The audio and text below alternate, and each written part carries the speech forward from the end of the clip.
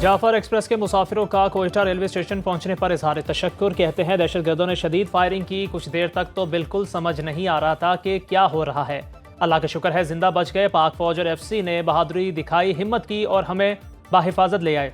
Jafar express हमले के बाद 3 रोज के लिए बंद कर दी गई। महकमा रेलवे के मुताबिक कराची से कोयटा आने वाले बोलान मेल को भी 3 दिन के लिए बंद किया गया है। सिक्योरिटी क्लियरेंस के बाद दोनों ट्रेनों के शेड्यूल का ऐलान किया जाएगा।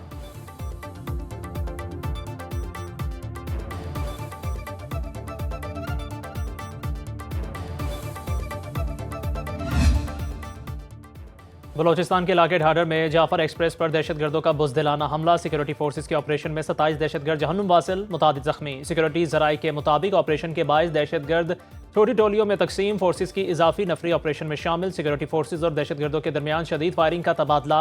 17 जख्मी मुसाफिर करीबी हस्पतालों में मुंतकिल। सिक्योरिटी फोर्सेज ने 155 मुसाफिरों को बाजियाब करा लिया। बाजियाब अफराद में 58 मर्द, 31 खातीन और 15 बच्चे शामिल। जाफर एक्सप्रेस के 80 मुसाफिरों को मच और कोयटा पहुंचा दिया गया।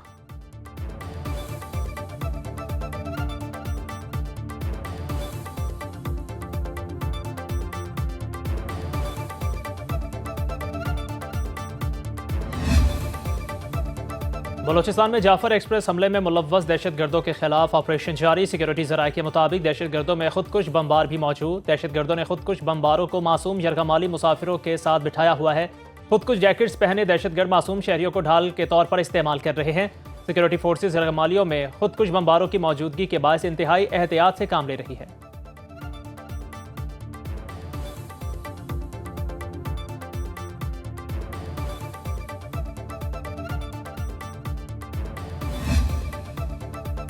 पाक फौज जाफर एक्सप्रेस के यरगमालियों की जंग लड़ रही है। ऐसे वक्त में एक टोला फौज और एजेंसियों को टारगेट कर रहा है। वजीर दिफा ख्वाजा आसिफ का सोशल मीडिया पर पैगाम। कहते हैं दहशतगर्दी के खिलाफ जंग पूरी कौम की जंग है। हमारी अफवाज रोजाना जानों की कुर्बानी देकर 25 करोड़ हम वतनों को महफूज रख रहे हैं।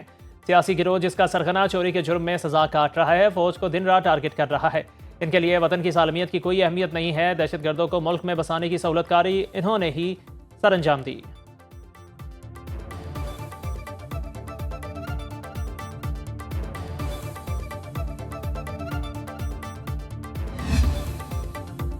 बलोचिस्तान में ट्रेन हमले पर अक़वाम मुत्तहिदा की शदीद मज़म्मत। तमाम यरगमालियों को फौरी रिहा करने का मुतालिबा। तर्जुमान सेक्रेटरी जनरल अक़वाम मुत्तहिदा स्टीफन डोजाक के मुताबिक ट्रेन हमले के वाक़े पर नजर रखे हुए हैं। ट्रेन पर हमला अफसोसनाक है।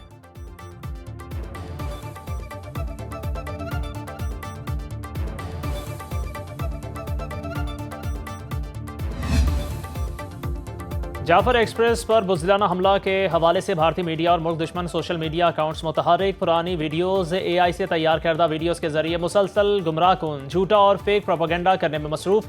मज़मूम सोशल मीडिया मुहिम के जरिए लोगों में हिजान पैदा करने की नाकाम कोशिश की जा रही है।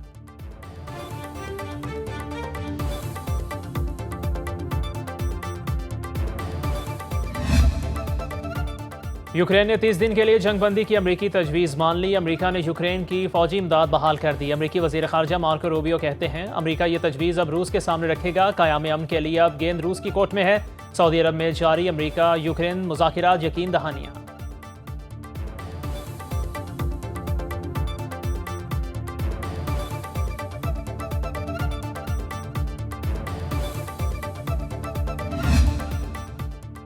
अमरीका जो करना चाहता है करे, मुज़ाकिरात नहीं करेंगे। ईरानी सदर मसूद पिज़िश्कियान का दो टोक ऐलान। कहा अमरीका हमें अहकामात और धमकियां दे ये काबिल कबूल नहीं। ईरानी सुप्रीम लीडर आयतुल्लाह खामनाई पहले ही कह चुके हैं ईरान मिसाइल प्रोग्राम के खात्मे के मुतालिबात भी तस्लीम नहीं करेगा।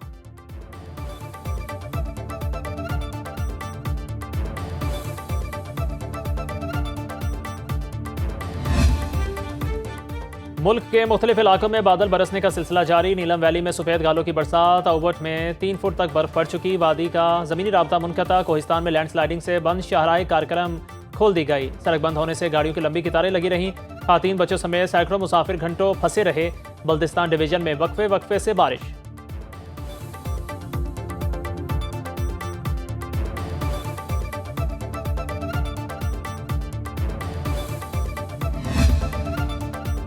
और पाकिस्तान क्रिकेट टीम बरास्ता दुबई न्यूजीलैंड रवाना हो गई। कौमी टीम कल शाम क्राइस्ट चर्च पहुंचेगी। T20 सीरीज का पहला मैच हैगले ओवल में 16 मार्च को खेला जाएगा। न्यूजीलैंड का भी टीम का ऐलान। चैंपियंस ट्रॉफी स्क्वाड के 7 खिलाड़ी शामिल।